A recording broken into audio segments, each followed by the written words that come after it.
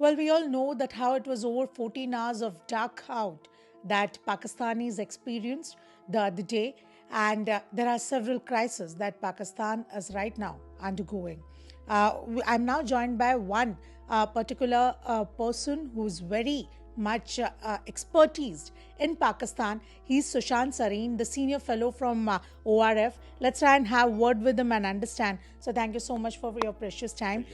Sir, we see that the kind of blackout that was there, though it was, not the first time, but then still somewhere it gives a very prompt hint that after economic crisis, it's energy crisis that is entering Pakistan. No, the energy crisis has been there for some time now. But what happened yesterday is emblematic of the kind of death spiral economically and politically the country is in. Uh, it happened because of certain technical reasons. But one of the reasons, according to the government of Pakistan, is that because they're trying to conserve energy, because they've run out of money, they shut down some plants, and when they restarted those plants, the grids started tripping, and then it led to a national grid failure. Um, and it'll take a couple of days for it to come back online completely. So even the 14 hours you are talking about is not exactly 14 hours. There are many places which are still without electricity, and massive power cuts are taking place. But like I said, it is being seen in a manner of speaking as a sign from God of what might be coming Pakistan's way in the very near future. If they do not take certain very important steps, including getting back into the IMF program and undertaking some of the corrective measures which the IMF is demanding from them. If that does not happen, then what happened yesterday on the 23rd is what is going to happen in the future. How do you look at the governments and its governance there? I think it's feckless governance. It's been there for many, many years now. It's been there for about 20, 25 years, even longer. Uh, but, while the music was continuing, while the money was flowing in, the Pakistanis were spending money like it was going out of fashion, that, there was absolutely it was unlimited the amount of money at their disposal. Now the music has stopped, so the money is not coming in. And suddenly things are starting to collapse around them. They have no money to pay for anything. Now, the problem really is not that they have got into this crisis. The bigger problem to my mind is that nobody has any clear roadmap on how to get out of this crisis. And even now, this whole IMF program coming in, and with the IMF, the Saudi money will come in, the Emirates will give them some loans, maybe the Chinese, maybe some other places they will get some loans. Even with all of that, it'll buy them some breathing space. And the idea of the breathing space is not that they will use that space, not that that space is going to be available for reform and restructuring, but the idea is to buy time and then go into the next elections. If they win the elections, then they can administer the bitter pills later on. If they lose the election, it's the other guy's problem.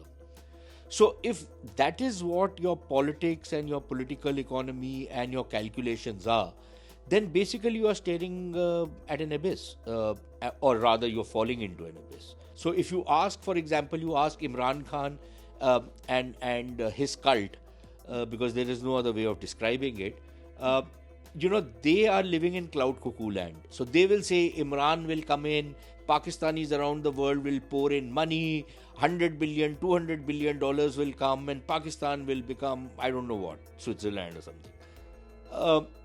Imran Khan came last time, no money came in. So, so they have these wonky ideas, absolutely crazy fellows. And in fact, many of the problems currently being faced are legacy problems which, the current regime has inherited from Imran Khan. But if you ask the current regime, they are again a bunch of jokers with absolutely no idea about how economics works, what economic imperatives are.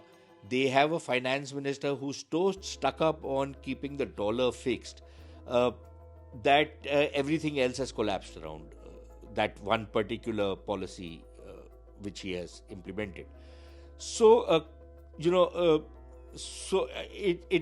it is dark days for Pakistan going forward, because nobody really knows how to fix it. And we also see in Pakistan there are uh, certain people or certain society that grows ahead. They have these lavish VIP cars and huge things, and poor become poorer as the disparity continues to increase. That is very evidently seen on ground. Uh, Under Imran Khan's regime, uh, there were Arab countries which would tell the Pakistanis that, look, you are coming here asking us for money, which is okay, we'll help you. But we produce oil, and the price at which we sell oil in our own country to our own people is higher than the price at which you are selling oil to your people. So these guys have absolutely no idea about how things have to work. So I think that is where another problem is coming, that I don't think anybody is ready to bail them out. And that is why all this talk that people will come out on the street, people will go from becoming poor to becoming poorer to becoming poorest to becoming whatever else comes after that. I don't see them rising up in revolt, coming out on the streets. I don't think that's going to happen. With a The people who might come out on the streets are, of course, maybe some of the middle class guys, who are called the burger or the mummy daddy crowd. Some of them might come out on the street, but I don't know if that's going to bring about revolution in Pakistan. With the blame game trick and visionless way out, do you feel ever this very particular country is going to come out so soon from such big load of crisis? Because it's not one way out. No, If there is, then what is the way out?